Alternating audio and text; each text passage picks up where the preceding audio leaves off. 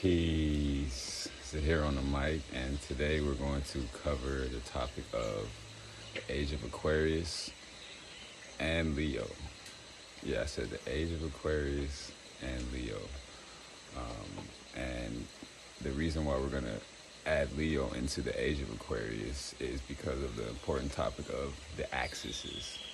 So, if we're talking about one zodiac sign, we're typically talking about the one in opposition to that as well, in some way, shape, or form when it comes to characteristics. There's some type of balancing act that incorporates the opposite zodiac sign. In some type of way, you're going to find the answer, the solution that you're looking for, or the ultimate way of how to balance your situation when we're talking about, in this case, Aquarius, how Leo finds itself into the mix of this age, which is a very unique one. It is very futuristic, and the entire zodiac and the entire cycle of ages, this is the one that looks like Back to the Future. This is the one that is stress science, that is stressed energy, that is all about the invisible forms of communication. It is about unifying networks. You see, so when we're talking about first, what is the age? What is an age consist of when we're talking about the age of Aquarius?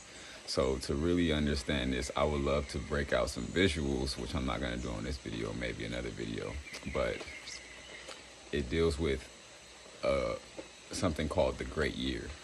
Now, the Great Year has two types of influences when it comes to what is the Great Year. So, for example, a year, we know that what equates a year. The sun or the earth goes around the sun one revolution, one orbit, that is 1 year. Now, the Great Year, or let's stay on the topic of the sun or the earth. Now we have a month. The moon goes around the earth, and we call that a month. So if we step back further, and we step back far enough to see that the sun has a path, and it has an orbit around another star, or it is in cahoots with another star that goes like this. So this is us, this is another star, some say Sirius, and we do this revolution like this. So in that revolutionary time, this is a time of 26,000 years. Each one of those zodiac signs, you'll see on the outside of that. So you have to zoom out as far as the Milky Way galaxy itself to really see the cycle that I'm talking about. And it's a really big cycle, which I don't want to spend too much time on it. This Age of Aquarius consists of 2,150 or so plus years. So in this time that we're changing from the age of Pisces into the age of Aquarius, because the cycle actually goes backwards through the zodiac. If you're looking for terminology, this is called the precession of the equinox. Some say that this cycle is predicated upon the Earth doing its wobble, it tilts, that 23 degree angle tilt that the Earth has. It changes every so often, and it moves this way so slowly, and that equates to the same amount of time, that 26,000 years. But we still find that whether it's the Great Year that's causing this precession or the tilt of the Earth, Aquarius is in there. Aquarius is this sign that, if we're talking about the Great Year, you'll see that Aquarius shows up on the horizon, or it is the sign of the horizon at the vernal equinox. So that points to whatever age it is, and it'll stay the same for 2,000 years, and it'll slowly ingress into, or in this case, digress into the sign behind it. So that is what we're phasing into. So we're going from a perspective of self-sacrifice. We're going from Pisces to more of a self-realization, more of a stand up for yourself, speak up for yourself, express yourself type of energy. And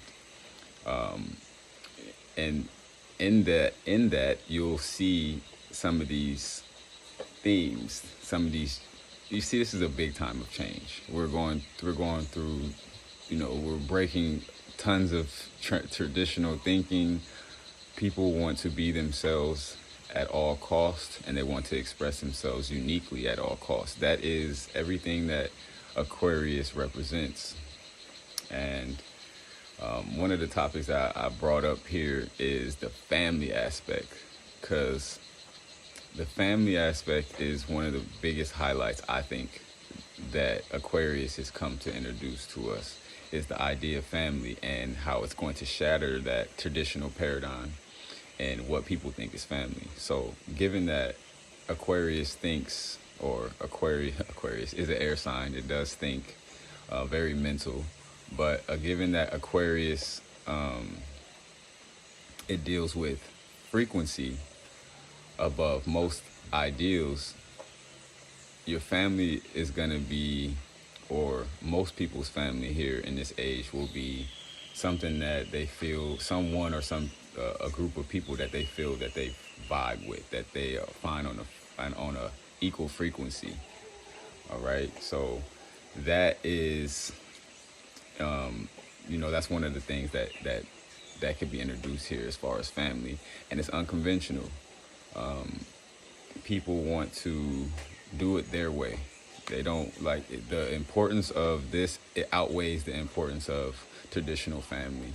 This is why so many people are all over the world looking for their soul tribe at this very point. The interesting thing about Aquarius on a massive scale, on a governmental scale, on a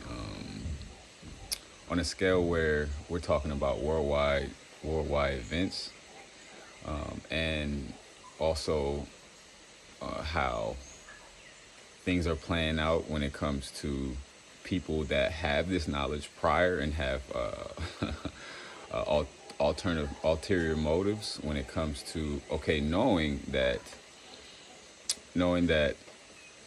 Aquarius is going to usher in a type of people that want to be independent, that want to be expressive, that want to be themselves regardless.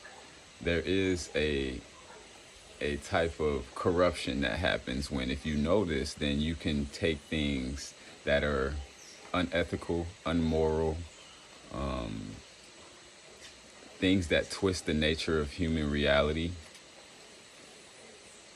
and form it to your own agenda. So what I would say is, to sum all that up, is there is a energy in Aquarius that deals with all human beings, that deals with the collective. This is like the collective sign that deals with humanitarian ideas. So everybody's included. You ever seen that movie Ants? The movie Ants is about just that, a colony of ants. It's about this one guy who decides that he wants to go to a place that is called Insectopia, right? And everything is about the colony. You're born a worker or you're born a soldier, and everything is for the good of the colony. That is the energy of Aquarius. And at the same time, somewhere in the mix, the individual has to be considered. And that's the ant, Z, in the movie, where this is what I want to do. This is I need to be recognized for me and I'm for the colony. That's cool, but you can't forget my needs. And that energy is prevalent. But Z, the ant that I'm talking about in the movie Ants, he represents the Leo. He represents the side of the individual. That thing that makes you an individual is the actual opposite of Aquarius, which is Leo, the heart. That individual creativity frequency that we all have. That soul, the sun, the soul that we all identify with as individuals. So this is where it brings in that axis point. So given that Leo represents the ego, Leo represents a comfortable place where you're happy, you have children there, you have the house, it's the house after the home. So once the home is established, then, you know, that's when the comforts are enjoyed. So we're dealing with something that you identify with yourself as in a comfortable realm. Your ego, who you think you are, being challenged by the world and humanitarian ideas and your future. So I would say that this age has to deal with, and this specific time, especially since Pluto is coming into Aquarius at this very moment, this deals with your future self. This axis deals with breaking down your ego and dealing with something that is foreign to you, that is out of this world, that is mind-blowing to you when it comes to the self. Not everybody will experience this because it allows for ego death. Now that ego death is gonna be so unfamiliar to you, because once again, that's what Aquarius represents, is ideas that you can't fathom in your mind. Life processes that are like, that you can't even conceive of in the very moment. And specifically in this case, when it deals with you, to the core of you, it's about waking up a person or your future self that is very uncomfortable. It is very uncomfortable. The nodes right now are in a place that deals with the personal self in Aries, and then it deals with relationships. So, you know, that adds another twist of it in this very moment of time when it comes to self and other, or self and opposite, self and outer realm. All right, so let's see what else I got here. So yeah, I said family is based on frequency. Okay, so the Aquarius deals with the 11th house and Leo the 5th. So Aquarius ruled by Saturn, Uranus, and you know, traditional astrology just Saturn, but modern astrology Uranus. And we take this energy and we compare it to Leo, the sun. It's your soul. It's basic. It's finite. It's you. It's one. And then we look at it. When we look at this dense, it's very dense. This very mature, I would say. This very old, wise energy of Aquarius is in opposition to your childlike nature. So when we look at these two signs, fire and air, that air is Aquarius, which is being ignited by that flame. That the air of Aquarius is interested in the soul for evolutionary purposes. So when it comes to Aquarius, it's like Aquarius is the scientist. Aquarius wants to study what makes a person creative. Or I imagine scientists studying children for the sake of knowing how to sell something better to children. So it's the scientist Aquarius and the child playing down here. It just gives that interesting, weird, but still progressive. But why are you looking at these children energy? You know, like that is the energy of the times. That is the energy that we're ushering into. And yeah, that Leo, you basically, the lesson of today is you cannot take one sign and exclude it from the opposite. You have to include it in your breakdown, in your reading, in what you're saying, because they're intertwined, just like yin and yang, and no black without white, no light without dark. All right, so that was my small little breakdown on Age of Aquarius and Leo, and please like, subscribe, comment, all of the above. If you're interested in more of my work or to see where I am in my process of astrology, I have 3 sets of services that I provide. I have a natal chart reading. I have a synastry chart reading where I do couples, and I'll compare the charts and synastry reading to see compatibility live with you and your partner, or mother-child. It doesn't matter the dynamic of the relationship. We can go into there.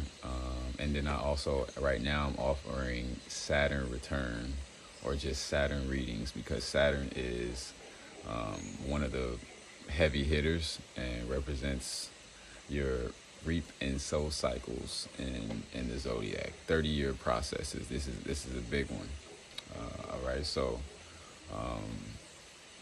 yeah, that is what I'm offering now. If you're interested in contacting me, I'll leave my contacts in the description below.